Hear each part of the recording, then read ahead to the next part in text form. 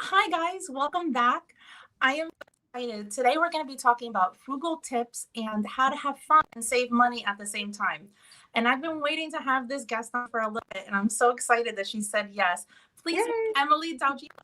Hi. Hi. Hi, everyone. Debbie, I am so excited to be here. I know we've been talking about this for like a couple of weeks now, and Yes. I'm super excited to be here. Oh, I'm so glad. No, her. I love her YouTube channel, and she has a fantastic website too. And I'll leave a link to both of them down below. But content is like so fresh and so new. Like if you ever want to like save money and have fun, she has a completely different perspective than a lot of other channels that you see. And that's what made me like I had to ask her to be on. I was excited when she said yes. So before we get started, I say, do you want to let everyone know about what your channel's about? Since I Yeah, absolutely. And thank you so much. I appreciate that so much. You're You're making me welcome. blush over here. But my content is finance-based, but also lifestyle, because I really think that what helped me get my finances in order was changing the way that I live my life in relation to finances. I really had to cut back on treating myself all the time, thinking that I could just charge everything to a credit card. And so I really focus on the lifestyle elements and the lifestyle changes that come with finance. And I try and make it as fun as possible because finance shouldn't be dry. It should be fun. Like, we're living our lives here and we can have fun while being frugal and saving money. No, and you definitely do that. Like every time I see like a little notification videos on, I'm like, let's see what she's doing now.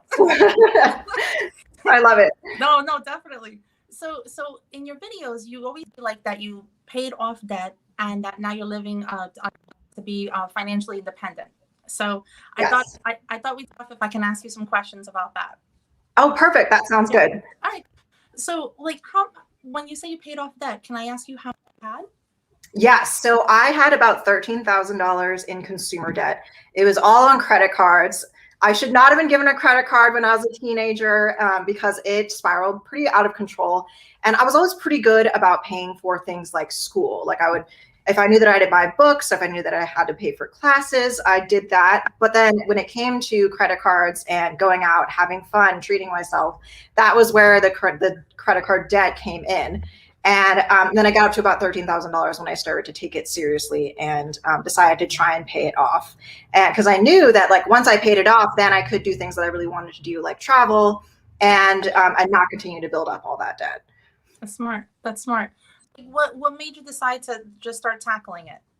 Like what? I honestly, at that point, I graduated college and Mhm. I was having trouble finding a job because I graduated college in 2011, and that was around the time that we had the economy was not doing too hot. It was really hard for me to find a job, and then so I had on top of that, I had all this debt.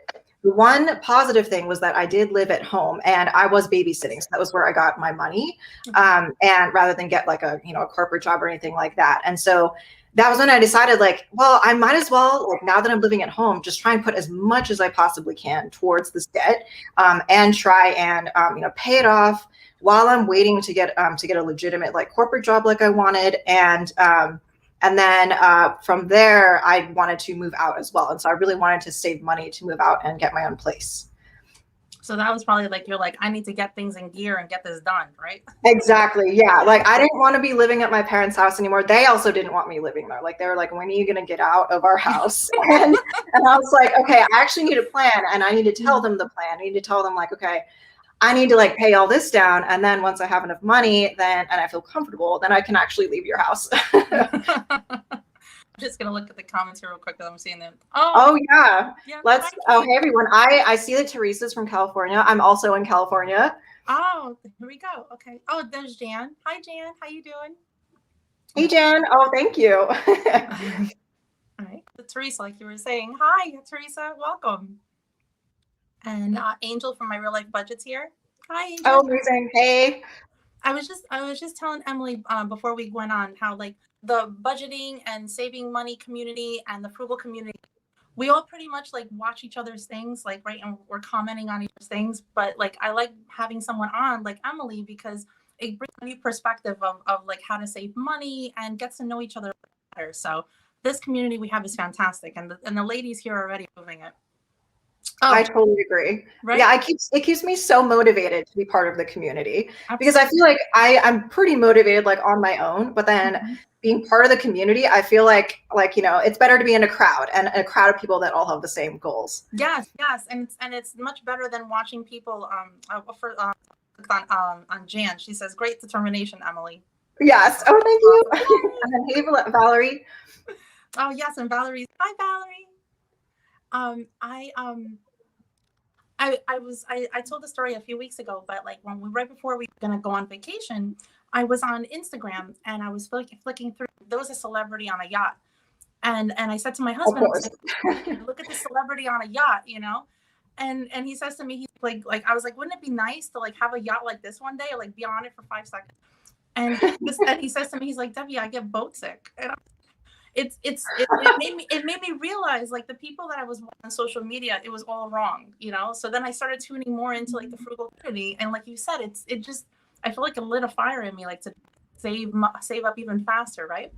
Yes, totally. And I mean, being on a yacht, even for like an hour, it does sound pretty good. I also get boat like, Do you? seasick and it doesn't end up very well. I did end up going on a boat like maybe like right before COVID. It was like I went on for like a work trip and I felt so sick afterwards. It felt pretty cool for a moment, but definitely I think that saving money and not owning a yacht is more for me too. I feel like it's more of a long-term goal to save and invest and like build wealth. I'm so good to where we are, and every time I get a paycheck, I just get so excited. So that's why I love to talk about this, about like where you were and where you are now. You know, Yes. I Yeah. love hearing stories like this. Absolutely. Oh, Kate's got a question for you. She said, Oh, hey. I love your Oh, thumbnail Kate. program. Hello, Kate. Nice to meet you. And I use Canva, and I have the Pro account. The Pro account lets you.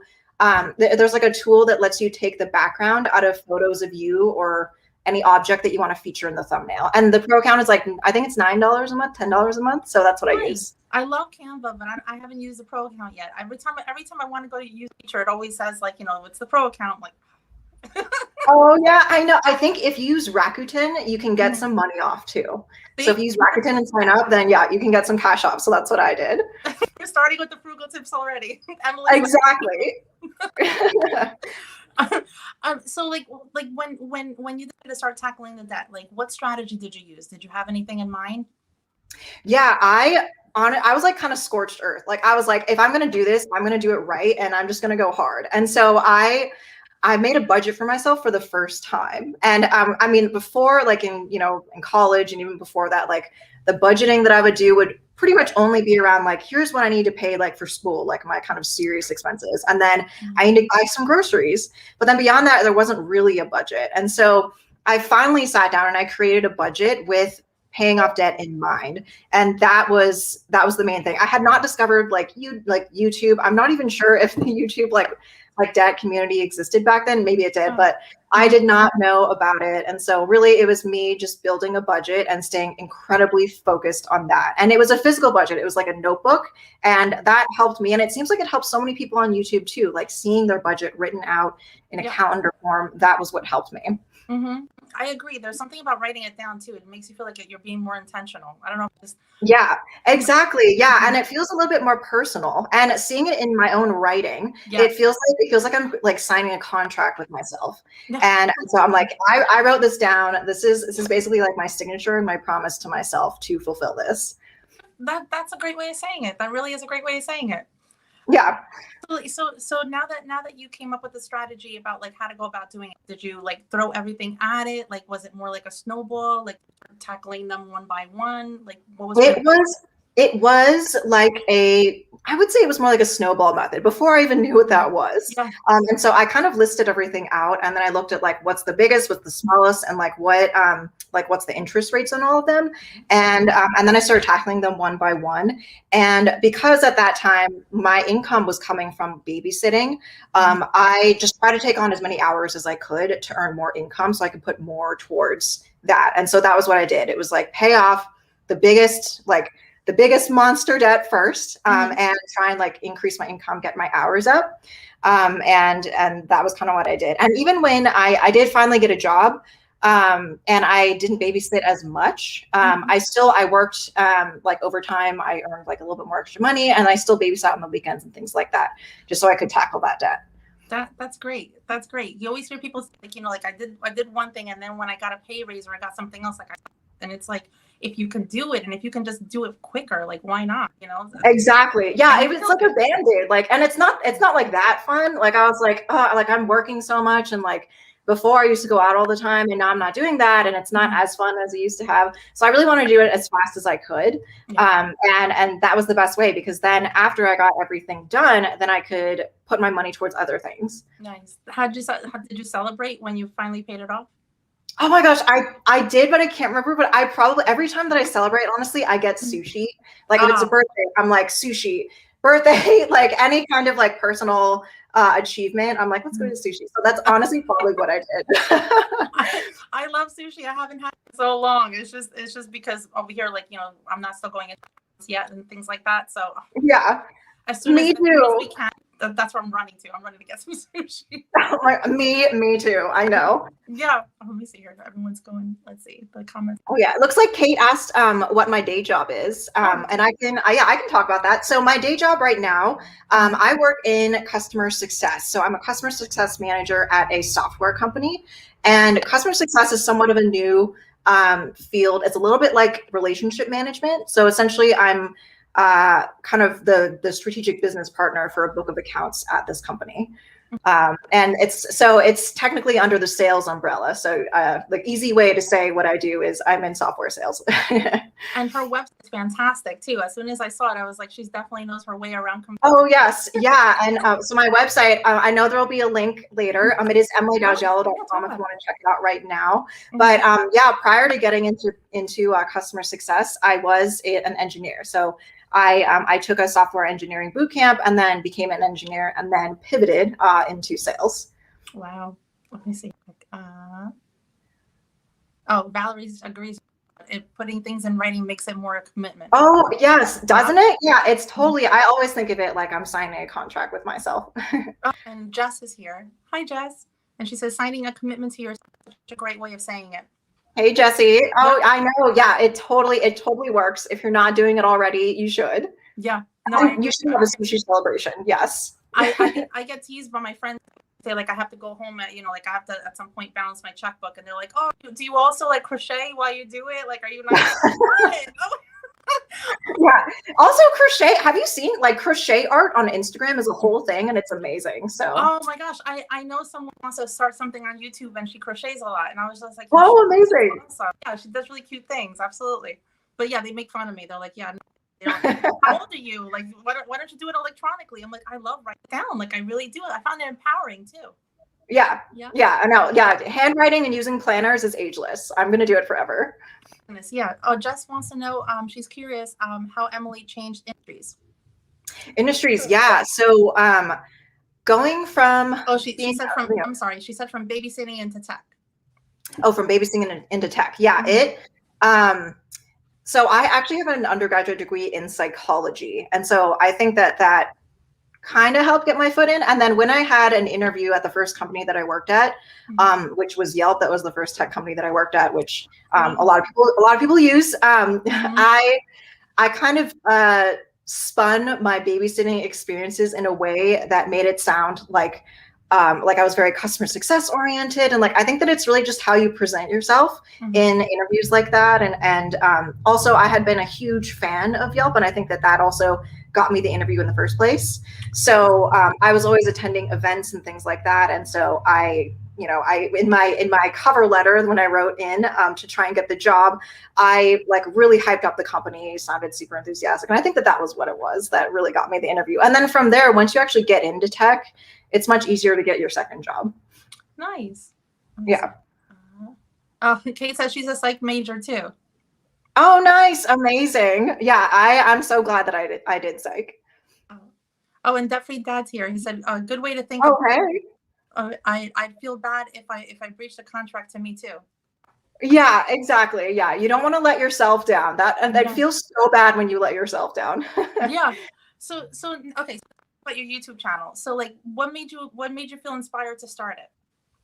Once I discovered this community on YouTube, Mm-hmm. I just became obsessed. I'm sure that this is a very similar story for multiple people, but like once I found the videos that people were making, I just started binge watching them and got so motivated. And then one day I was like, wait a second, I feel like I have something that I could contribute to this.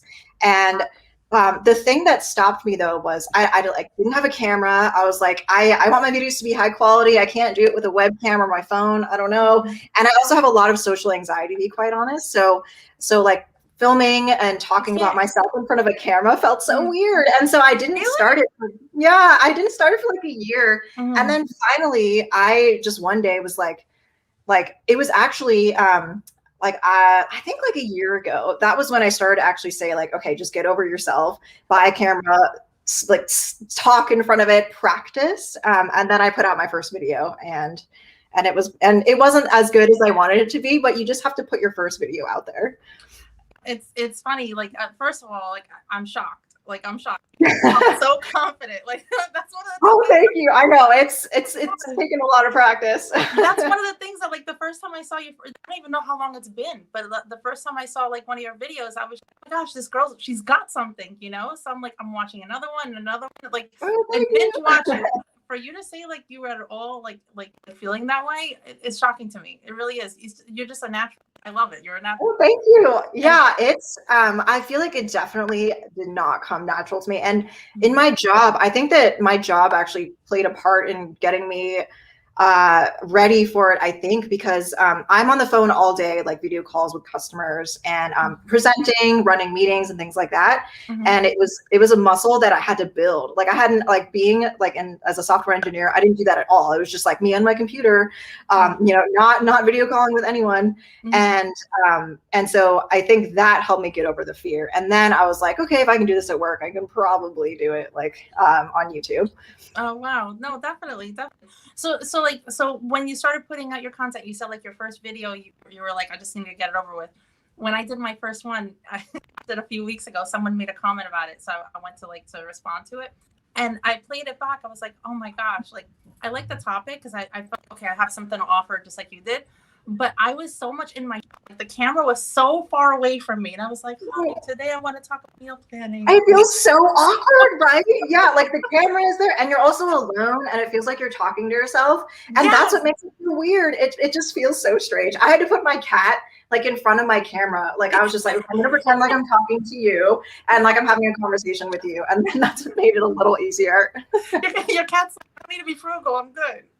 Yeah. I mean, he knows all about it at this point because he's heard everything. That's so funny. You shared a video a few I don't know if it was ago or not, because like I said, like I binge watch you.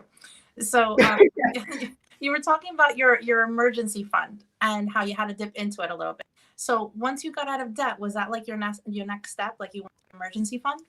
Yes, absolutely. Oh, it was because like while I was working on paying off debt, I actually had a $3,000 car emergency come up, and that made paying off debt so much harder because I feel like it set me back. And so when that happened, I realized that I needed a cushion, and so as soon as I could, I wanted to build up that emergency fund, and I did it slowly. Like I paid off debt in addition to like, you know, fully funding my emergency fund because I think it's important to have both. Yeah. But then once I paid off the debt, I was ready to get my emergency fund going so that I could have $3,000 emergencies come up and not feel too bad. Yeah, we were doing like I've shared before, like we did 8 months of an emergency fund, and I was so close to finishing it, and it took us a while to get there. It was just as long as it took us to get out of debt, which is, to me, it was like nails on chalkboard. I'm like, I just want to get this over with. I want to start. Oh, it takes so long, but that's amazing that you were able to do it. Yes, no, thank you. No, definitely. But it was like a few weeks before like the end. Like I saw the end in sight. It was literally a month away, and a water pipe burst in our bathroom, took out the bathroom and the basement. We have a finished basement. Oh.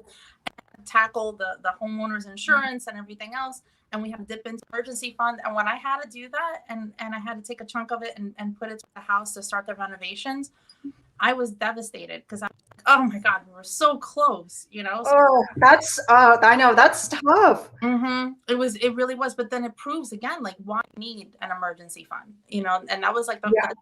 I was in tears and I grabbed my camera and I'm like, I'm going to do an emergency fund video. Let's have to talk about it. And at the end, Oh, it was like, oh, we were so close. And then we got most of it back from the homeowner's insurance.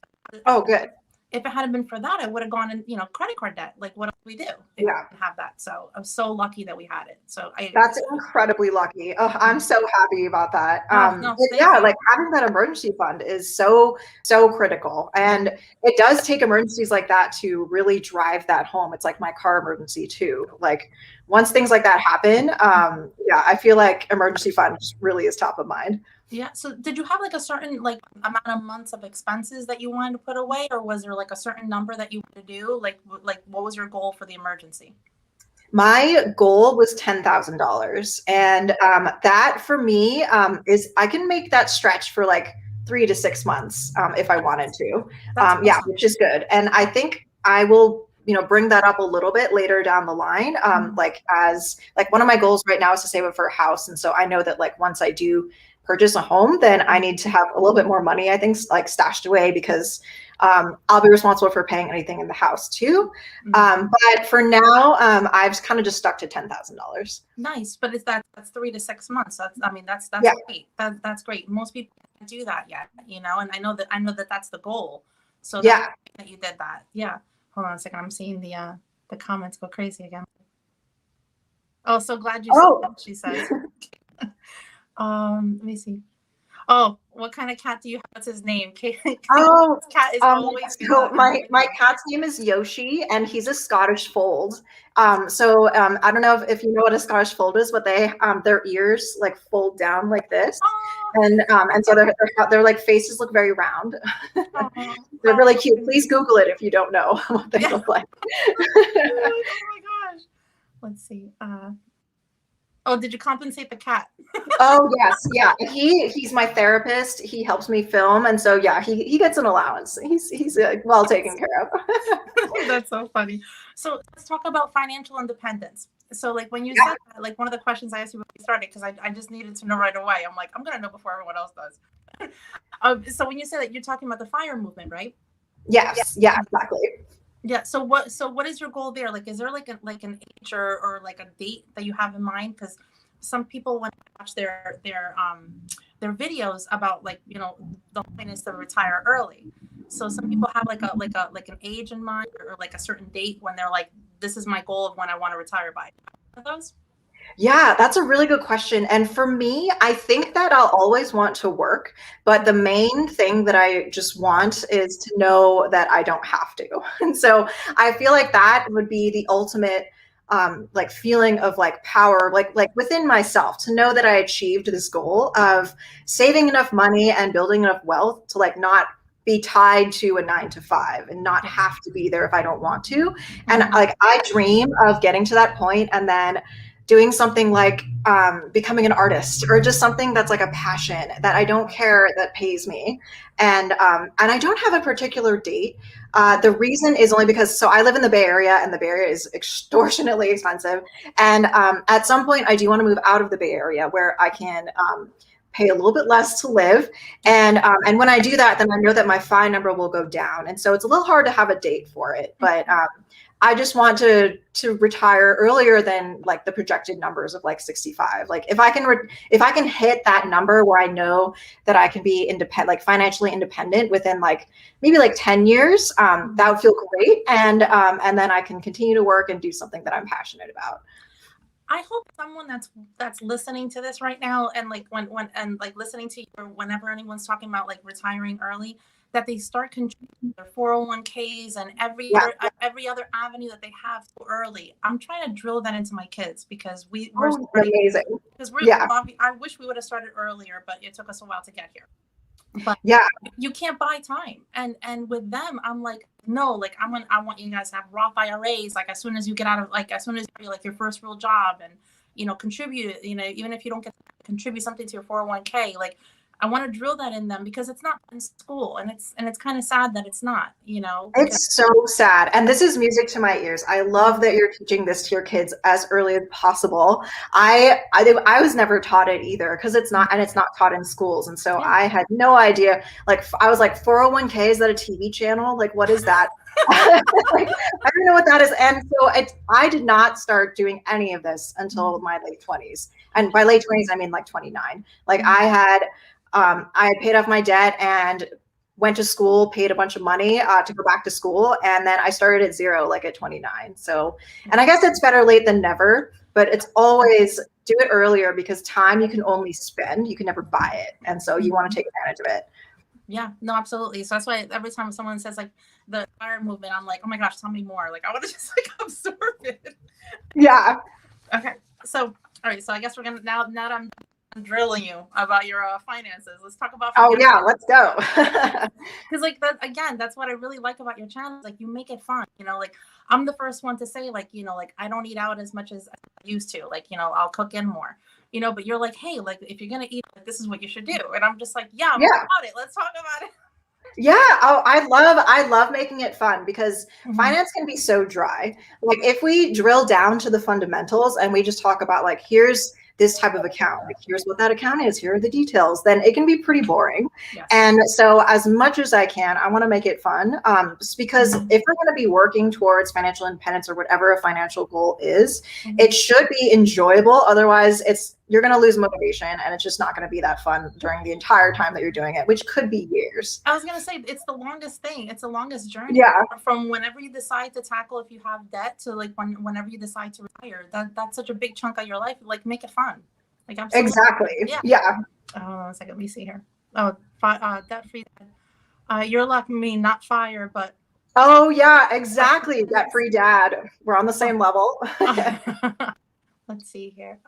Jess, Debbie, how do you talk about finances with your kids? How do you simplify for them? That's a great question. Thank you. I have 2 teenagers and I have a 6-year-old. And so for my teenagers, they're completely different. Like just like, you know, anytime, like if you have any brothers or sisters, like you'll see like everyone's completely different, total different personality.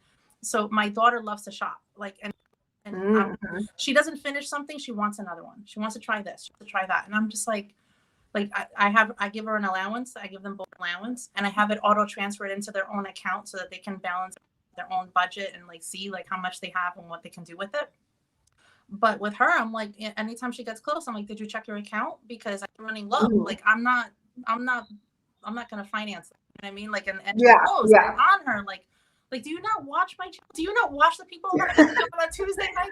Like they. Yeah, she's like, hey, what are you doing on Tuesday? Because I've got some content for you. Right? Listen to me. Listen to Emily. But yeah. So with her, it's a little bit more difficult. Like she knows what she should do, but she's so much into just like, you know, teenager aspect.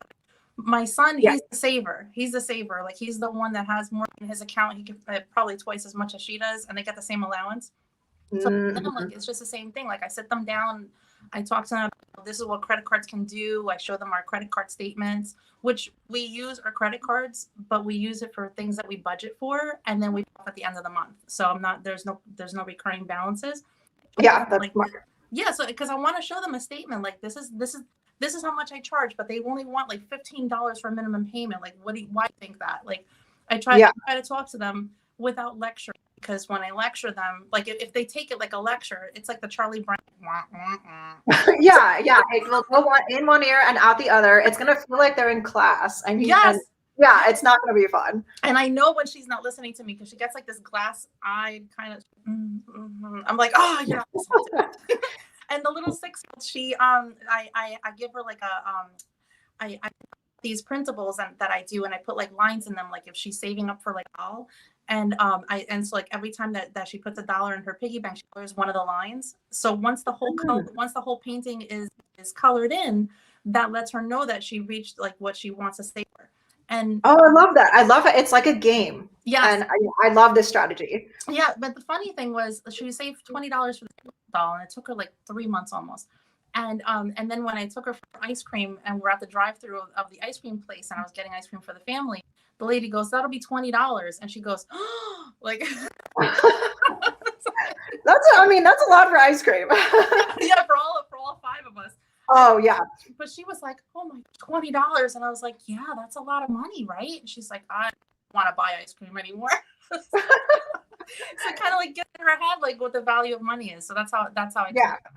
Yeah. That's good. I love that. That's amazing. Thank And yeah, I love that you work with your kids like that. And I feel like even though your daughter is like me, I was like definitely more of like, I want to shop and like live the teenage life and have that experience and didn't really care too much about saving. I feel like what you're doing is still like you're instilling the right things like into her brain and early. Oh, thank you. I appreciate that a lot. Yeah. I feel like I hope like it's like spaghetti. Gonna stick to the wall. Exactly. Just keep throwing noodles at the wall and it'll stick. There's gonna be like sauce. It'll be there. Like, oh please. No, but thank you. Okay, so I broke this down into categories, and so we can offer you guys as many tips as possible to try to save you money. So the first one is like saving money at home. Do you want to take the category? Oh yes, of course. Okay, yeah. So so we came up with a list just so everyone knows of like different categories to come up with like frugal tips. And so at home, I was thinking of like in the kitchen. I feel like in the kitchen is day to day where I'm trying to save money, specifically on like groceries, appliances, and everything like that. And so one of the ways that I have been using like most recently with saving money in the kitchen is by coming up with recipes that all use the same ingredients. And so I'll go to the store, I'll buy like 10 ingredients, but I could make like 5 different things with those ingredients. And I'm turning it into a game. Gamifying everything is like my number one strategy, I feel. And that has helped me save so much on my grocery bill. And groceries have been going up, I feel, like the price of everything. And so I feel like this has been a game changer for me. That's awesome. That's awesome. That's like music to my ears. I can talk about saving on food like all day. Yeah. What is your favorite tip that you've been using recently for this? I mean, what my tip, I always go back, like it's like I'm sure everybody who watches my videos will shout it out with me, but it's meal planning. Like meal planning, I would just go to the store and before we started budgeting, go to the store and I'd be like, okay, I'm buying all healthy things for my family, like like I'm sticking with the healthy ingredients, and I'd buy what I normally would buy. Then I come home and as I'm putting things away, I'm like, oh, I already had 2 of those, I didn't realize it, and I already had 3 of these.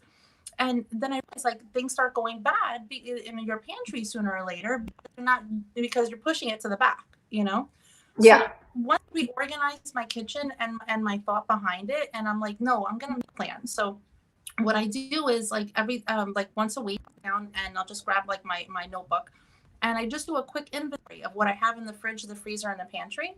Like nothing elaborate, just the ingredients. And then I'll come up with meals to use those ingredients. And then anything that like, so let's say I can come up with like meals that from everything I have left over, I only have to then shop for 3 more days. Well, 2, because I like to use for leftovers, because that clears out my fridge. I all out like buffet style. So my family goes at it, like everything to them is exciting because they don't have to eat the same thing. Like they can pick what they want. Yeah, helping they have some variety. Yeah, they're helping me clear the fridge, and then that way I can start again the next week. Nothing goes bad. Everything gets used up. Anything that doesn't get used up, I freeze. And, even if it's like a little bit of leftovers for just one person, I put it in a freeze bag, label it, and put it in the freezer. And then whenever I'm rushed, if I need something for myself, I know I have that meal in the freezer. It takes it just a few minutes. The freezer is like one of the best tools in the kitchen, I feel. It helps me save too. Like I freeze everything. I love that you freeze like the single serve meals too. It's kind of like making your own TV dinners. And it's something that you made, it's something that you know that you like. I freeze bread, I freeze everything too. And there's something that stood out to me that you said about taking inventory of your, like what's in your cabinets. And I feel like that's such a big part of like meal prepping, and what helps me save money too is like before going to the store, it's good to like meal prep and come up with a list, but like if you don't know what's in the cabinets and you don't know what you already have, then you could be buying things that you already have. And so you don't want to be doing that. It's good to actually check and see like what's in there already. Before I started doing that, because again, we're a family of 5, so it sounds like crazy sometimes. But I was spending like between like $280 to $290 a week on groceries before that. That's a lot. And I know it's huge. And that's in New Jersey, not where you are, where I'm sure everything's even more. but I was able to cut it down to the maximum, include everything, like, like everything from your hair products, toiletries, everything, $180 a week. So I was able to save over $100. That is crazy. That's amazing. That's a huge savings. $5,000 at the end of the year. Like that's how much it adds to. So that's why it's like whenever I give like any kind of, anyone asks me like, like any kind of like money saving tip, I'm like, look at small numbers too, because the small numbers, if you calculate it by the end of the year, hundreds, and in this case, $5,000. So. Yeah. I mean, in your case, it was a 4-digit number, which is massive. So that's huge. Yeah. And then I feel better because then nothing gets out, because there's no worse feeling than shopping. And then you go to the back of the fridge, you're like, oh, I didn't get to that. Now it went bad and I got to throw it. Like, to me, it's like, like I have like my mom in the back of my mind saying like, that's a sin. Oh yeah. My mom would not be happy with that. She would be like, you can't throw out food. What are you doing? It's funny, like what does it? Like even now I'm like, oh my gosh, like I remember that when I was little, like that's a sin, don't do that. But, yeah, exactly. Yeah. So other than now we tackled that. What about saving money like out at restaurants?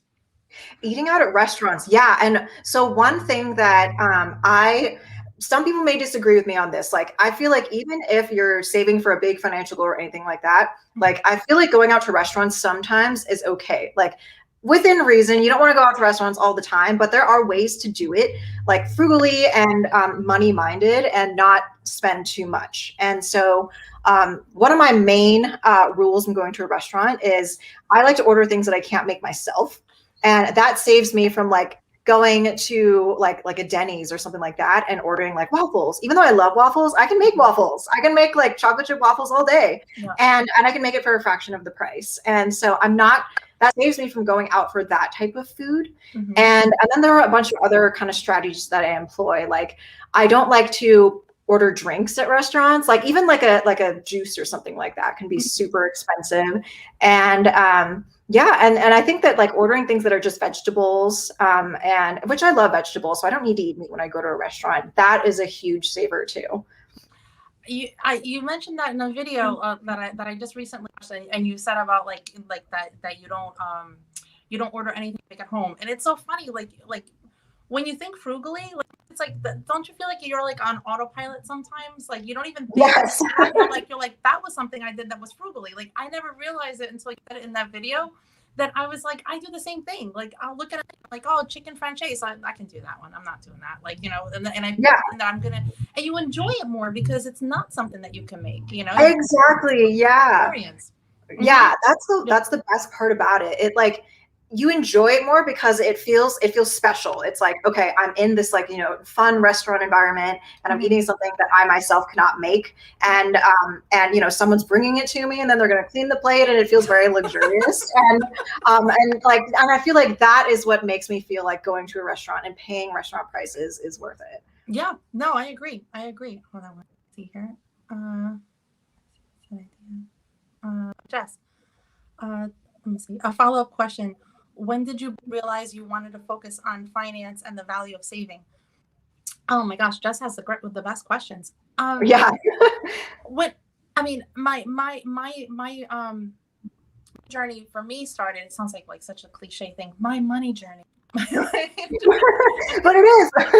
when I met my husband, I'm the one that had the debt that came into the relationship from my past, and I had a lot of financial struggles, and I had to use credit cards to just make it for a while, and those were really dark times for me and my teenagers. But when I met my husband, it was the complete opposite. Like he was the budgeter, he was the one that had savings, and so I kind of felt guilty. Like and it's funny, just recently I came to that conclusion. Like that's why I joke around. He had like a spreadsheet he had to chase me down the hall with, like, come on, we gotta sit look at these numbers. Oh wow. And it wasn't that I didn't want to do it. I just felt guilty. I'm like, I brought these these financial problems into our relationship, and he was fine. He had the perfect score. Like he was on debt free. And I'm like, come back down to that. So I felt guilty. So once we sat down and started looking at it for 4.5 years ago, and we started looking at our finances, and I saw where we were $48,000 in debt at that point. but that included 2 car loans that mine had to be a new one, circumstances. But so once we saw that, I'm like, yeah, no, we got to think about this now. Like, I can't have him living this type of life, looking at this number. And he didn't see it that way. He saw it as, this is our debt, but I felt guilty. I'm like, we have to tackle this. So he's the one that kind of got budgeting in my head. And so when I looked at the numbers, I'm like, we can save on this and this and this. And I started tackling it. The more I saw that I was able to change the numbers for the better, like, the more motivated I got. Yeah. So it was a week after we finished paying off our debt that took us 2 years. And we tackled it, like, with everything. I threw everything at it. And once we got through that, I said to him one day, I was like, I think I want to start a YouTube, because I have friends that call me up and they're like, I'm doing this, like, how can I make money? Like, I'm doing that, like, any tips? And so, like, I started like sharing tips and became part of this wonderful community we have. It just motivated me even more to now, okay, now what are we going to tackle? And then that's when we did our emergency fund. Up until January, we finally finished that. So, oh, that's amazing. Oh, that's a good story. And I love that you're I love that there's like involvement from your husband. Like, everyone seems involved, and it's not just like, I know that you feel guilty, but it doesn't sound like anyone was like putting it on you. No. That it's like, this is like, you got us into this problem. This is all on you. No. And it's so important to just like, like with my friends that come to me, like, looking for advice, I'm like, hey, I need to pay this off. Like, hey, I'm in debt. What do you say? Like, I never want to make them feel guilty at all. Mm-hmm. Like, the main important thing is, like, we're going to tackle it.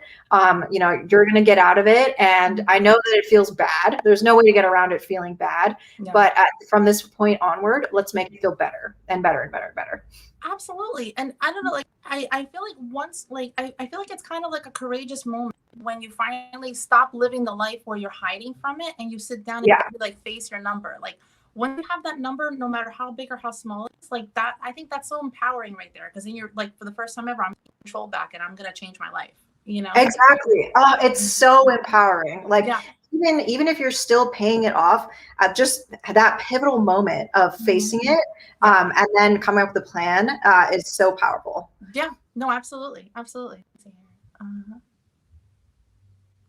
Oh, Jess loves these tips for me. It's so helpful. Thank you. Amazing. Oh my gosh, I am really loving your comments, Jess. Okay. Yeah.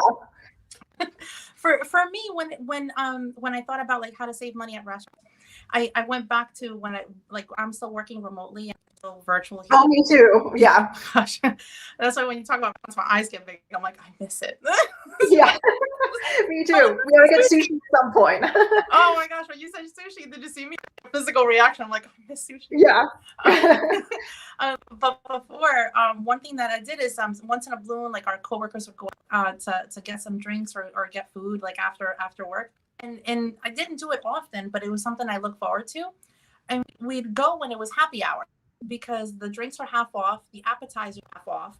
And it just, we went one time, and that's what it was. We're like, oh, all right. So that's what we ended up doing. And it was so inexpensive. And another thing is, like, when my husband go out to I don't know why I do this, but anytime we go to a place that offers, like, like a salad, or, and you get an appetizer, you get a salad. And then, so, like, do you want more salad? I don't know why I do. And then I always take my dinner home. It happens. And my husband's like, you're doing it on purpose, because the next day you're having it for lunch and you're making that real nice, and it's just for you. That's a great way to make the meal last. And I also have been working remotely for over a year now. And so I totally have forgotten, like what it's like to go out with coworkers after work. But you're totally right. Like, I feel like on Fridays, back when I was, like, in an office, people would want to go out. Mm-hmm. And that was when I had to put my frugal hat on and put my armor on and make sure that I wasn't overspending or anything. Yeah. And I feel like, so in San Francisco, drinks can be very expensive. It's like $15, $20 for a cocktail, or even like a beer in some places.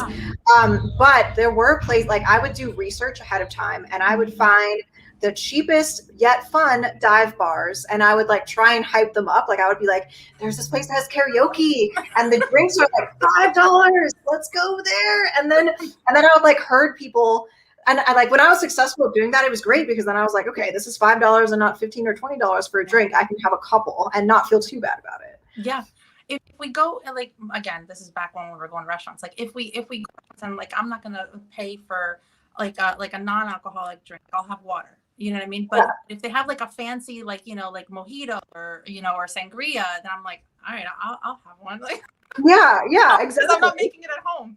Yeah, exactly. Again, making it at home. So if it's like a glass of wine, and I'm like, no, that's all right. I can have wine at home. Like something like that. That's like a signature cocktail. I'm like, I'll try one. It's reasonable. Like I'm not spending $20 on a drink. Like that's no. In that case, then I will go with like the wine but I'm the same way. Like if there's like, I'm not going to make cocktails at home. I definitely do not have like a home bar or anything like that. So yeah, any time that I can find like a cheap cocktail that someone's going to make me and it's going to have, muddled mint or whatever, like I'm down for that. Yeah, right. Yeah, definitely. Yeah. And my husband doesn't drink. I get bottles of like wine for like, like birthday or Christmas for my friends. They get me like the big one because that, I like Riesling. And I'm like, yeah, but it sits in the fridge forever because I'm the only one that drinks it and I'm not like often. So I actually come up with like recipes on like how to use up like wine that's about to go bad. Oh yeah, you can like cook with it. Yeah. yeah. I have like that too because I'm just like I'm not letting anything go to waste. But I'm like looking at it going like, man, that was a good wine. Okay. Yeah. And then going to restaurants with kids, like when we used to do that, driving someplace and we have planned it and budgeted that we're gonna do that. I try looking for restaurants that are not only like good quality food, but also like the kids eat for free because that cuts your bill in half. How is it difficult to find restaurants that have that deal where it's like kids eat for free or they have like a cheaper kids menu? No, the kids, they're making out because the adults are paying the full price.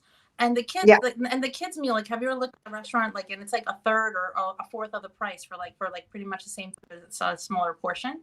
So they're making out because they're 4 people coming in, but so they're not charging you for the kids. Actually just Google I simply do a quick Google search on my phone like restaurants kids eat free and you come up with and it even tells you like you're in like here are the list of restaurants that you can go to. Nice. Yeah, so it's pretty easy. Yeah, we have one of those Japanese steakhouses here that they cook right in front of you.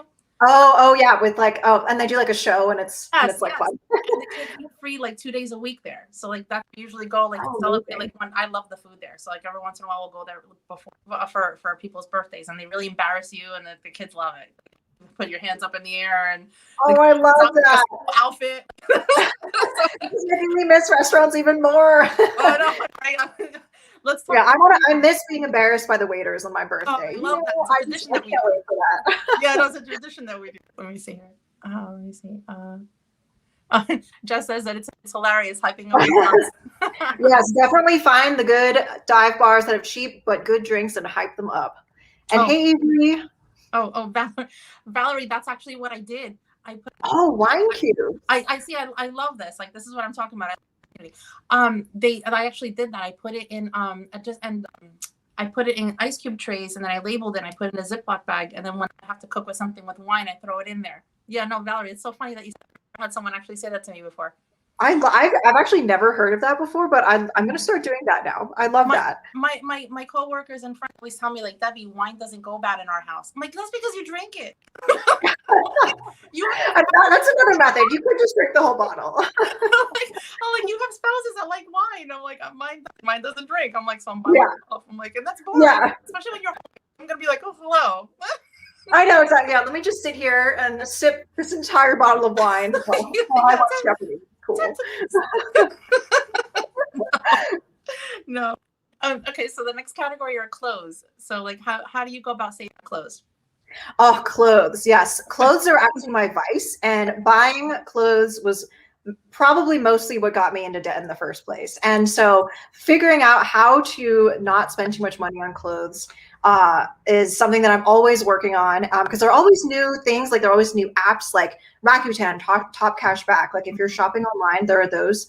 But what I do as well is I have kind of studied like marketing and the way that like clothing companies try and market and get people to come through the door.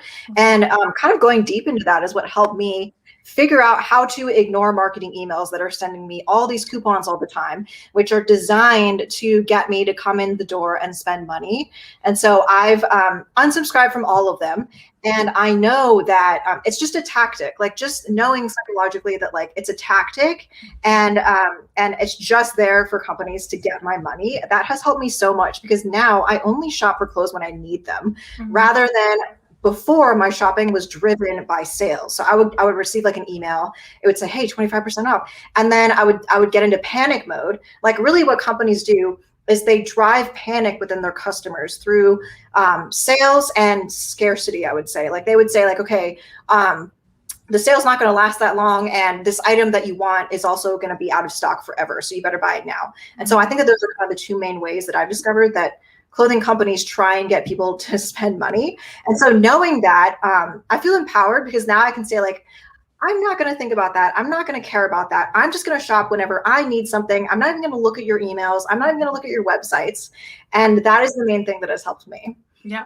I've actually set up separate email for whenever I do like holiday shopping. Oh, that's smart. And then you like don't check it. Yeah, because in that way they're not bothering my phone those indications constantly. Because my vice used to be, and I miss it still, but handbags, and I only have a few, but I love Michael Kors, so I would stalk it. Like my last Christmas a few years ago, and I stalked it, and then I had like all this like, a little side cash, and I finally went and I bought it, and I was like, oh, I love it.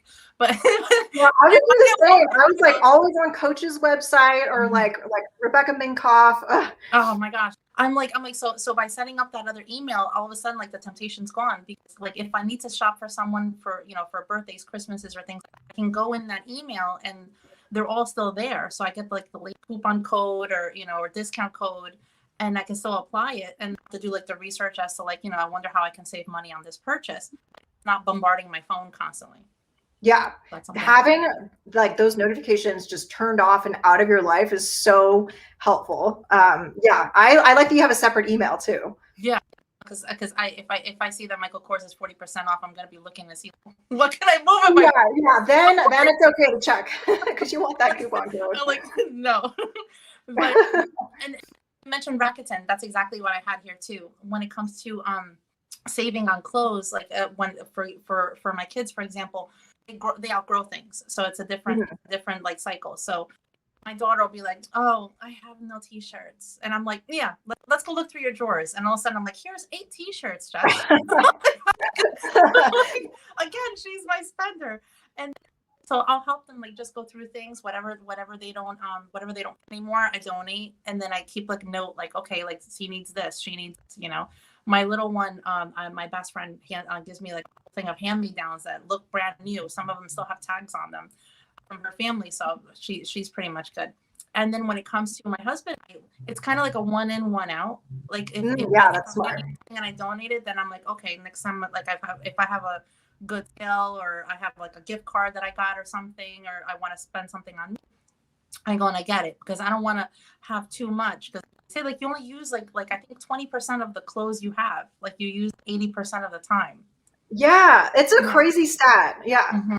So yeah. that's how I do it with us. And I love Kohl's. Like that's one of the things I love for the kids, because I love TJ Maxx. Like any store that's like has good brands for cheap prices. Yeah, and then they give you like cash back. They give you good, like you if you use your card, you actually get like discount days as well. But again, like I don't want to get tempted with that. So like I use that separate email only when I need to. I go and I look, and that's when I get it. Anything name brand, like expensive name brands that they want, like teenagers. My son, for the first time ever, he told me the other day he wants an Aeropostale sweatshirt. I'm like, I looked at him, I was like, you don't want Yankees, Giants, now you want Aeropostale. I'm like, what? Yeah. I know. He's like, I graduated, Mom. I'm like, fantastic. But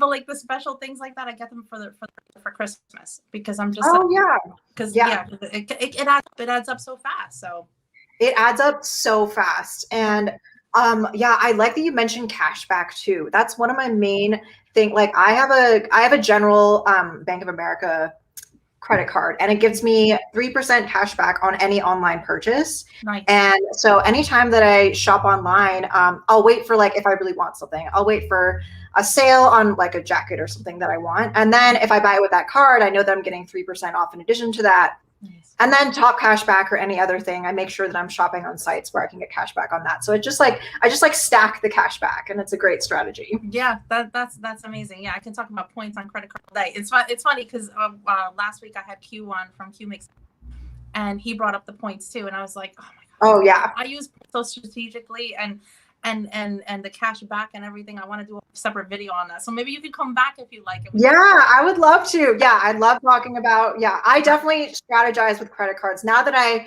have a handle on them and I'm disciplined, that's when you can have fun with them. That's why, to me, it's kind of like a topic I've been wanting so long. I even have like an outline of ideas that I want to talk about, but I don't want people to go and use their credit cards if they're not where we are now, where we have our mind right on and we're focused on like finance, because I don't ever be like, on one hand, like, this is how you save money, how to get out of debt. And on the other hand, it's like, credit card points are awesome. Like, yeah, I know, because if you aren't in the right mindset, then it can snowball so quickly. Yes. And next thing you know, you're right back where you started. Yeah. Or worse, or you can be worse. Yeah. Hold on a second. Yeah. Let's look at the comments. Oh, Becky's here. Becky. Hey, Becky. Oh my gosh, let's see. In my house, there is no such thing as leftover wine. That's amazing. Oh my gosh. She said, my BF, I don't know if that's best friend, doesn't drink wine either. Added you to the relationship. There you go. You just answered my question. Yeah. My boyfriend does drink wine and everything. So if I don't finish something, he's always like, oh, he's like the vacuum. He's like, just give it to me. I'll finish it. It's fine. Oh my gosh, that's so funny. Yeah, I get made fun of all the time. I really do. They're like, there's no, there is. Wine goes bad. I'm telling you. So, yeah. So, and then we mentioned Rakuten. I want to say that too. All right. Makeup. So how makeup. Money on makeup. Yeah. So I have studied kind of the like point systems at different stores that I like Sephora and Ulta are the main ones. Mm-hmm. And definitely I try and shop exclusively at like Ulta because they have the best point system in comparison to Sephora. Sephora, like, I feel like it's a bit of a ripoff. I don't know if that's a little bit of a controversial statement or if people agree, but at Sephora, you could spend $500 and get like $10 cash back. But then at Ulta, if you spend, like, the cash back stacks up. And so if you spend, I think if you spend like $100, then you get a certain amount back, and they always have these coupons. And so I just wait until I know that there's a coupon, and then I apply that. Mm-hmm. And I just recently came out with a video on like my minimalist makeup collection. So I'm more of a minimalist in this category, and I try and do one in, one out as much as I can. And so I also don't really shop for makeup unless I really need it. And even if I do need makeup and there's no sale, I'll wait. I mean, especially right now, I'm not going out that often. And so I don't need to wear foundation every day or do anything crazy. And so if I can wait like a week until I can find something that I want on sale, then I totally will. Yeah. Yeah. Again, I'm gonna link her channel down below. That was one of the best I saw when it comes to like how to be more of a minimalist when it comes to, because she's completely honest. Like, she loves makeup, and you can tell by her. Yeah, I love makeup. Yeah, she loves makeup. Yeah. But I love how you had that storage unit, and you're like, oh yes, yeah. My main strategy, which I go over in the video, is I have like just one tray that I have like on my bathroom counter, and I don't shop for makeup like if I know that it's not going to fit in that tray. Mm-hmm. So I try and just have everything enclosed on that tray, and that's helped me so much because there's a boundary that I've built, and I know that I need to stay within that boundary. And I think that I'm just someone that needs boundaries. If I don't have that boundary or any sort of goal in mind, then I will go over it. And so just seeing those lines like around the tray on my bathroom counter really helps me with not buying that extra lipstick that I really don't need because it's just not going to fit. Yeah. That was so smart. I thought that was so smart. You know, like, I have like a drawer and I just put things in the drawer. But like for you, like, you're like, no, I'm not going past this. I need a boundary. And I was like, exactly. Yeah. Yeah. It's like as big as my laptop. It's so small. Mm-hmm. It's helped me so much. Because before I would definitely have like multiple drawers, and it was a mess. Yeah. No, it doesn't. You lose things. Yeah. No, absolutely. You know, that's one thing I see pretty often. I feel like it's like something that's so important is like you need to know yourself when it comes to finances. Like you need to know yourself Yeah. when it comes to like setting, like you said, boundaries. You know what I mean? Like and I could tell in that video because you were going all on about like this brand and this one and Oh yeah, I know. I was like, I this. love all this stuff. You had me like this like the whole time. I was like, really like makeup, and that's why you had to set that boundary for yourself. It's Yes. Oh yeah, it's the same. Mhm. The makeup, clothes, all that Yep. stuff. I love that stuff. And so it's so hard for me to set Mhm. those boundaries in the first place. Yeah. And so I do have to work consciously at it. And so Mhm. little things like that, like just having a tray, and having like a finite amount of space, makes it so much easier on me because I do want to spend money on that stuff. But Yeah. so this is my method to stop myself. Knowing yourself and knowing like what your vices, I don't want to say vices, like what you really want to buy, like knowing Yeah. those things and being able to come like strategy to kind of counteract that. Like that's where the savings is because you're not even thinking about it. You're like, no, that thing is full. Let's move on. You know. Exactly. Yeah. So smart. Let me see here. Oh, Angel. Like, oh, TJ Maxx, isn't Maxx. it the best? Oh my gosh. I know exactly. I need to only go there when I'm feeling strong. Same with home goods. It's bad. I'm not much into, well, that's actually the categories too. It's like I'm not much into decorating the house, but when I go into home goods, like I feel inspired, but then I'm just like when I look at the price tags, I'm like, it costs me like $300-400 to do the look that I see there, and I'm like, I just go away and I didn't buy anything for the house. I know there are some things there that are still expensive. Mm-hmm. Yeah, things add up. That's why in my mind I'm like no, because and one thing too, I guess we'll get to that in a minute because I'm skipping around. So saving money on outings. Do you have anything for that category? On outings, yeah, like I would say, well, I'm currently not going out right now, but now that things are opening up, I have been thinking about this a lot. Like, how do I reel it in and make sure that I'm not overspending on outings? And I think one of the main things is planning ahead. And so definitely, if I know where I'm going, I want to make sure that I know, like, if we're going on a day trip, where are we going to be eating? I want to make sure that I'm bringing my own water bottle, just little things like that, because I don't want to be stuck anywhere where I need to spend money on water or just something that's going to make me feel so guilty and dumb later, where I know that I could have saved money there. You literally like we only talked about the categories and like so like I don't know what she's gonna say. She doesn't know what I'm gonna say. Literally wrote plan ahead, pack a lunch, and bring a water bottle. Great minds, great minds. And the kids too. Like I'm in the like anytime we're like 3 blocks from the house, like okay, I'm thirsty. Can I get this? Can I get that? So I pack water bottles for them and have them them whenever we're going on any trip because it's like you stop for one and then like if I stop to get like a cup of coffee for example, like the kids can I have a donut, can I have this, can I have that, and it's like a thing. So I'm like no, I get coffee or whatever I need like when we're driving. Exactly. And my I don't have children, but my boyfriend is a little bit like my child. I mean, and he's watching this, so he knows that I'm just making fun of him a little bit for fun. But whenever we go out, like I want to make sure that he has snacks because he's the snacker, and I don't want him to like need to stop and buy food when we don't have to. And so we have snacks. I always pack like sunscreen and just little things like that because he gets sensitive to the sun and then he's like I need sunscreen and so he's texting me right now, he's like LOL. But yeah, it's definitely just planning, like not just for yourself but for the people that you're with. I like going to places where food like I don't know, like it's something about like I mean food is like a big thing, you know what I mean? Like if we're gonna go do like can we get a burger? It's like no, like so any I can pack a lunch. Like if we're going to a theme park, I pack a lunch, we go to eat and then we go back because the food at the theme park places it's so greasy and it's not good for them and honestly I remember one time someone was walking past my kids this thing called butterfly fries and it was like tiny little potato chips deep fried and then they stack them. It was like a heart attack on a plate. Kids are like, definitely sounds like like cardiovascular problems there. I'm like no, like I mean I we get treats every once in a while, but I'm not gonna have them like eat something like that and then be sick the rest of the day, especially going on rides. So any place that I can pack a lunch, free events in the area, like again, more One of my favorites that I just found one time just by coincidence was the beach. That's about maybe like 45 minutes away from us. Like we just during the evening, like just to walk around, and they were blowing up a screen. And in the summertime on Wednesdays, they do free movies on the beach. You just bring a chair and Oh, that sounds amazing. it's so nice. Like, you know, they sell popcorn and stuff, but the whole thing is pretty much free. And so I packed dinner. We went early. You know, went in the water a little bit because it was still like really hot. We, you know, watched the movie and we went home, and it was all free. That sounds awesome. Like I would like pay to do that. And if it's free, that's even better. It was just a coincidence. We just happened to be there, and I'm like, what are they doing? Next thing you know, they're like, oh yeah, free movies every Wednesday night on the summertime. I'm like, awesome. Yeah.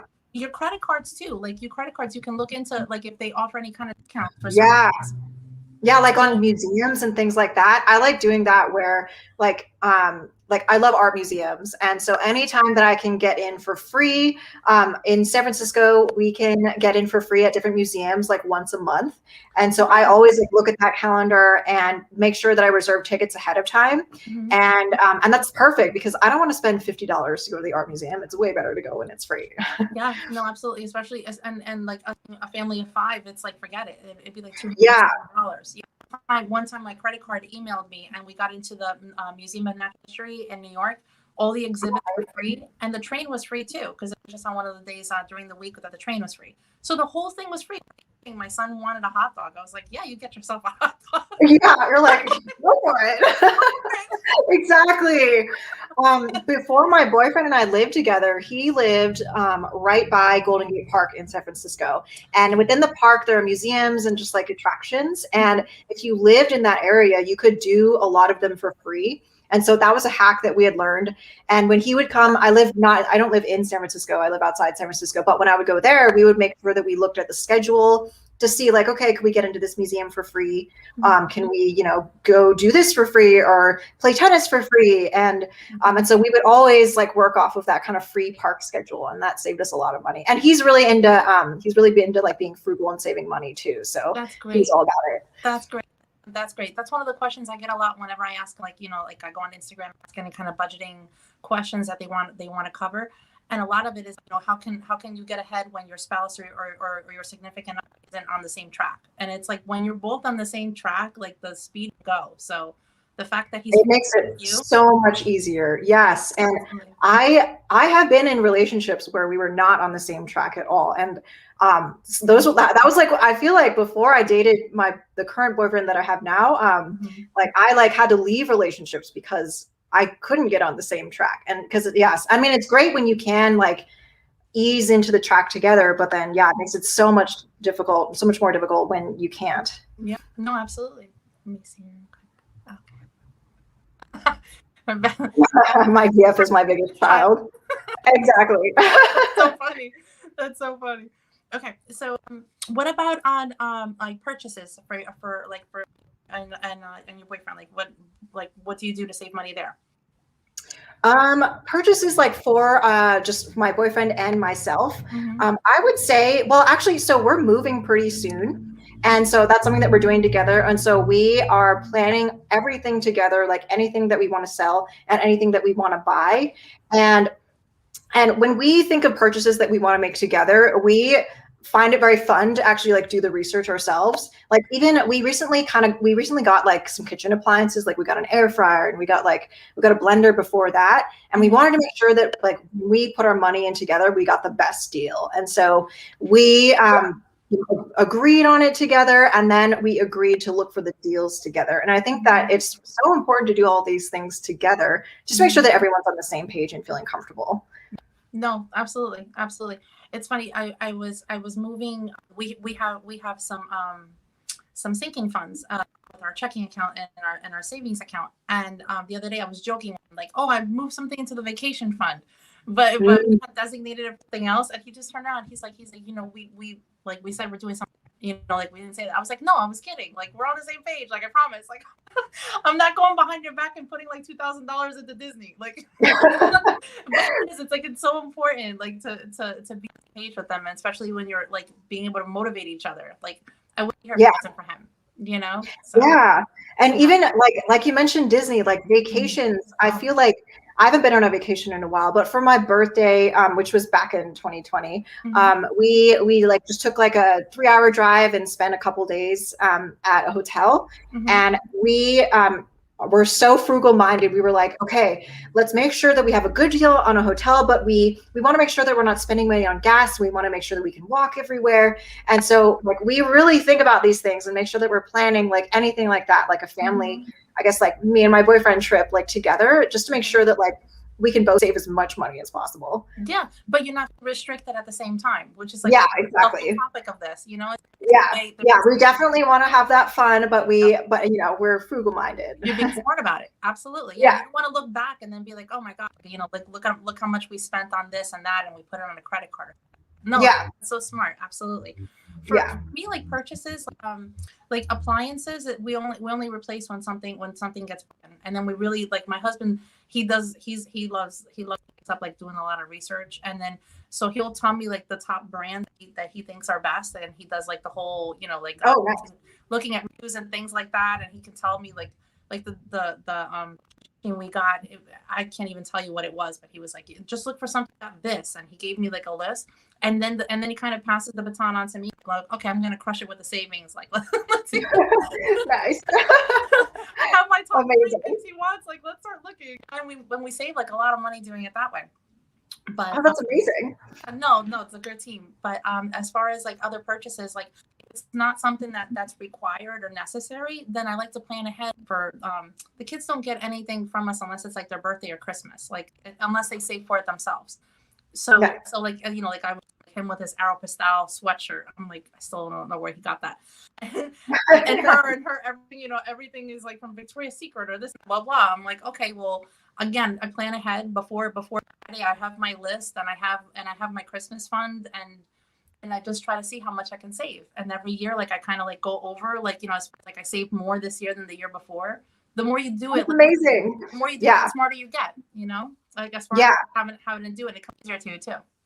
Exactly. Yeah. I love that you're already saving like for Christmas and things like that too. Like, I feel like that's one thing I try to, but then I feel like I start too late. Oh, you know, with us, it's we're all more about experiences than anything, and you know, definitely. So so once a year before everything happened, we'd go to New York, and so it's a train ride there. We eat at one restaurant that we love. That's right where they do the New Year's countdown with the. Ooh, amazing. So we could see it from where we are, and that's so cool. We see Santa and Macy's, like it's a whole big thing. We see Rockefeller Tree. So the first time we did it, we came up with like a total of like, this is how much. So that plus what we estimate for the gifts for the kids and for us, like that's how we came up with like, that's how much we need for the year, split it up into paychecks, and that's how we started doing that. And now it's so smart. There's no stress behind it now, like you said, it's like a game. Like how much can I and still get what they want. Yeah. I love gamifying it, and I love that you mentioned experiences too, because like I'm the same way. Like I mentioned that birthday trip. Like that's all I want to do for my birthday is just like, let's go experience something. And I also like homemade things. Like it feels a little bit more personal, and especially if it's something that is perishable. Like if I can make like food for someone, like here, I'm going to make like your favorite dish and or your favorite multiple dishes or favorite meal. And this is going to be my gift to you. And so I like doing that too. And it's very cost effective. And I feel like it's an experience like for everyone, including myself. And you're spoiling whoever you're doing it for. You know what exactly. I mean? That you took the time to do something specifically for them. You didn't just go to the store and buy something. Yeah. Yeah, no, exactly. It feels so much better. Yeah, no, absolutely. So this category is all you. Oh. I'm like, I don't do it. I wish I did more, but how to redecorate on a budget friendly way. Oh yeah, okay. So I love I secretly love watching like decor YouTubes and stuff like that. I just love it for some reason. And I don't redecorate that often, but when I do purchase something, I do want to make sure that I'm doing it in an intelligent way. And so something that I learned and picked up is that if you do your research, I'm always about like planning, doing research ahead. But if you do that and you go and you plan out like, okay, I'm going to go to an antique store or even a TJ Maxx, and you do your research on the thing that you're about to buy, you can figure out that what you're about to buy might be worth a lot more than it is in these discount environments. And so you can't see behind me right now, but my coffee table, and I have a side table, I got them at TJ Maxx. They were $30. And when I was buying them, I looked online. Before I bought them, they seemed like they were worth a little bit more than $30, like just because of the material that they were made out of. And they're selling on CB2 for $600 each. And I was like, I mean, I'm going to buy these. I already liked them. And so I'm going to buy them. And then at some point, if I want to sell them, I'm going to screenshot that it's being sold for $600 in CB2, and then probably sell them for more than I bought them. And so that's my main thing. Like, I love going to antique stores, and before I buy, like antique stores, TJ Maxx, any of these stores like that. And then before I actually put my card down or put my cash down, just take out my phone, look up exactly what I'm buying and see what it's worth, because you can get things that you probably already liked, and it's worth like a lot more than you thought. And and you can also, if you do shop at like antique stores and secondhand stores, you can get things that maybe someone bought at a store like CB2 that's like really expensive, but then if you get it secondhand, it's so much cheaper. I had to pick up my jaw off the ground when you said $600. I was like, it was crazy. I remember I sent the screenshot to my boyfriend, and I was like, look at this. And I got it for $30. And he was like, oh, we should sell it. And I was like, no, I want to enjoy it. But at some point, maybe we'll sell it. yeah. I'm like, wow. Like, I've never been in an antique store, to be honest with you. Like, oh, really? Yeah. I love them. I like buying. There's an antique store down the street from me, and they have beautiful things for like not that much money, and I love getting people gifts. I feel like if it's an antique, it has like a story of stuff. Like maybe I don't even know the story, but like it belongs to someone else, and there's history. And you can definitely get like beautiful like vases that look very antiqued and kind of like a bit luxurious. The only experience I can say regarding decorating the house that I wish I would have done that was when we were about to get married. Like we just bought this house and we were about to get married, and we saw this painting. I want to say it was at one of the I'm trying to think, Home Goods. It could have been Home Goods, or maybe it was Bed Bath & Beyond. You know, like where they have like the whole paintings, and they're all like next to each other, kind of sitting. Oh yeah. So we got married. We got married on the beach, and it's really special to us. And there was this picture of the shore, and it like a pier that went out into the sunset. And the colors, I was just like, I loved it, and he loved it, and I was just like, that's $50. You know what? Let's just wait, and next time we're here, we'll pick it up. Never saw it. Oh no! I looked online, like I've looked there, and we got one that we liked. That was like, you know, like our second best. Like after when we actually were looking for something to hang on the wall. But even now, like, you know, like, so if we see something and it's a good deal, and we know we want it, once in a while, I'll think about that painting, and I'll be like, you know what? If we want it that bad, like, I'm just gonna get it. Like, I'm not gonna have that moment where I regret it because, you know, we'll come back for another time. Yeah. Yeah. You know? At those stores, you do need to buy it right away, which sometimes I feel like I always want to think about it too. But then, so it sucks that you didn't see that again. I know. And we still talk about it. Like every time we're those places, and we, you know, like before everything happened, and we start looking through it, and we're still like, in our mind, like, I wonder if we're ever going to come across it again, because it was so pretty and it went so well with the room. It's like, kicking myself. Oh yeah, and that's like an example of like a one-of-a-kind item, and like you never saw it again, and so it would feel like even more special. Every time I've gone into Home Depot and Lowe's, and I always go and I look, and I'm like, no, that's not here. No. What about I'm in Oakland where I live. Every year, not during COVID, but normally, they have this huge antique sale once a year, and it goes on for like, I think it's like a week. And they sell all kinds of things like paintings and just things like that. And that's where I've gotten a lot of like just things that I have around the house, like little things. And it's all secondhand and super cheap, but it's the same thing. Like I went one day and there was this really big piece of art, and I think it was like $100. And I was like, that's kind of expensive. I don't want to buy that. But I couldn't stop thinking about it. And so I went back a couple days later and it was gone too. I'm telling you, that feeling you get when you're like, I walked away and I didn't spend the money, and you feel good for it. You realize you're like, I'm never going to see it again. Yeah. No, definitely. Let me see here. Okay. What about travel? That's the next category. Travel. Oh yeah, I haven't traveled in a while, and I don't know when I will again, but I feel like travel is one thing that can get so expensive. And so any travel hacks and tips that I can find, like I'm all over that. And one thing that I actually learned recently, and my BF is my boyfriend is actually on the East Coast now. And so I recently had to like search for flights for him.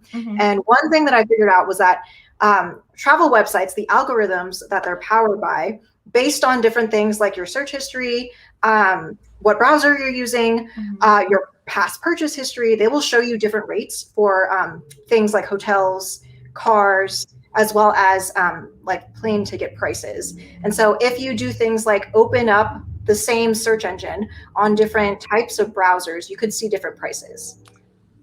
Our last time that we traveled was 2019 when we went to Disney, and I cut like, I'd say like almost like a third. It was definitely like a fourth off our trip because of all the Google hacks that I came up with and I did a lot of research on. And YouTube, YouTube is such a great tool to find things out as well. And one thing that I had seen, and I didn't do it myself because I got a great deal the first time, so I didn't have to like do a lot of research on the airfare. But they said if you clear your cookies on your computer, like if you do your research before and you know exactly where you travel, you clear your cookies, supposedly like you'll get the deals that you would have the first time you did the research instead of like right? That's crazy to me. That's crazy. It's crazy. I know. I feel like it seems so scammy. Yes. Like I don't know how they can get away with this, but it definitely helps. Clear those cookies. Just different browsers, anything that you can do to prevent these sites from seeing your past history. Absolutely. And then also what I realized then, and again, I don't know if this tip will help someone now because I think with everything going on, things have changed. But if you travel Tuesday to Tuesday instead of Friday or on the weekend, you cut your flight by a lot. That was one of the ways I was able to save a lot. And then of course I used points too from one of our credit cards. Oh, nice, perfect. I got such a great deal on the air. It's still something like my husband's like, you're never gonna beat it. I'm like, what'd you say? I also think like websites like Airbnb and things like that are just really great ways to save too, like especially in a big group. The last trip that I took was to a wedding, and it was with my boyfriend and pretty much all of his family. And it was either we all spend money on the hotel in individual rooms, and it would be really expensive for each person. But instead, we got an Airbnb, and we just split the cost of that. And we all got like a big minivan and just all piled into the minivan anytime we like went anywhere. And I think it was like 7 of us. And it was a really great way for us to save. Yeah. Oh, that's awesome. That's awesome. Yeah. And then the last category is birthday celebrations. Like how do you go about saving on those? Birthdays. I'm a big I like DIY here for as much as I can for birthdays. Like if someone has a birthday, I want to make them a cake or something like that. But I also think that like if you want to go out and celebrate, finding things that are free, like if you're going to have a big group of people, is a really smart way to do it. Or find places where like if you have a big group of people, maybe there's like a discount rate or something like that. Oh, that's great. With me, it's like we budget for birthdays because I don't want to feel like we have to watch every cent. Not that we splurge, but I don't want it to be like we feel like we're restricted with the. But it's funny how like when they were little, I'd have their birthdays at a location, like when they were little, Chuck E. Cheese's and things like that, and they have so much more fun when we had them at home because you're not on a time limit, and so once I saw that. Oh, I can frugal the heck out of this. So, so like the decorations I got at the dollar store for like for example, she liked the princesses and they had everything at the Dollar Tree. So like I got that. And we have like an above ground pool in our backyard. Made it like a pool party, got ice cream cake, ordered some pizza. And for the teenagers, I could turn it into like an overnight thing. So it's the same kind of without the princess decorations. And yeah, I love that. Like you're making use of the resources that you already have, and then maybe he does want princess decorations. I know. Yeah, just make use of everything. But for them, like I made it more of like a teenager, they got to sleep over, they got to be in the pool late, then popcorn, made it like a whole movie thing, like in like downstairs, and made it into like a whole experience for them. Ended up being like less expensive for us. They loved it because they got to take a lot of pictures with their friends and turn it into a thing, and it didn't cost us a lot.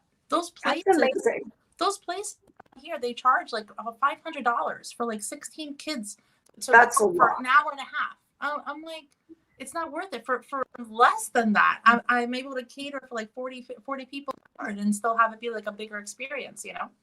Yeah, no way. Exactly. Like I love like I had a friend like before COVID, and he had like a big birthday party. It was just like in the backyard, and it was like barbecue, and it wasn't that expensive. Like everybody brought a little bit of food, and it was just really fun. And like, you know, it didn't cost me a lot to bring the dish that I brought. And so yeah, I think just like anything that we can do at home, it's super fun, like you mentioned, because there's also no time limit. So you can do whatever you want for as long as you want. Absolutely. And it's like getting like the goodie bags for the kids. I got a piñata. Like, oh, amazing. I filled that sucker up with candy and then gave them all gifts with their names on it. So after they popped it and they filled it up, then I sent them on their way for the dry with their parents. Nice. What was the piñata of? What like was the figure? What's that? What was the piñata? Like what was the it all like, I mean, they got to pick it themselves. Like the teenagers, they set their piñata, which I think is hysterical. So so nice. So for them, I just get like a generic big one and like they bat it, you know, but for the ones actually the theme of the party, like princesses or something. And the things are like $20. They're not like anything really, really expensive, but again, it's an experience, you know. So she still talks about it, and like it's been years since we've had people over, you know, because nice. That's when you know the experience was good, if you're still talking about it. When she's talking about her 4th birthday, definitely. Oh my goodness. Well, we're out of categories, and let me just make sure we addressed everything here. Emily, it's such a joy having you on. I'm so glad that you were. It was amazing. Thank you so much for having me here. Oh, no, my pleasure. Thanks so much. And thank you for everyone watching here and also playback. We really appreciate it. And if you guys have any for Emily, again, I'm going to leave her link for her channel and her website down below. Please go check her out. She's just as amazing in person as her content is on her channel. Yeah, it was so great to meet everyone that I hadn't met before. And yeah, again, thank you so much for having me here. Oh, you're very welcome. Well, again, guys, thanks so much for watching, and next time. Bye. Bye. Bye.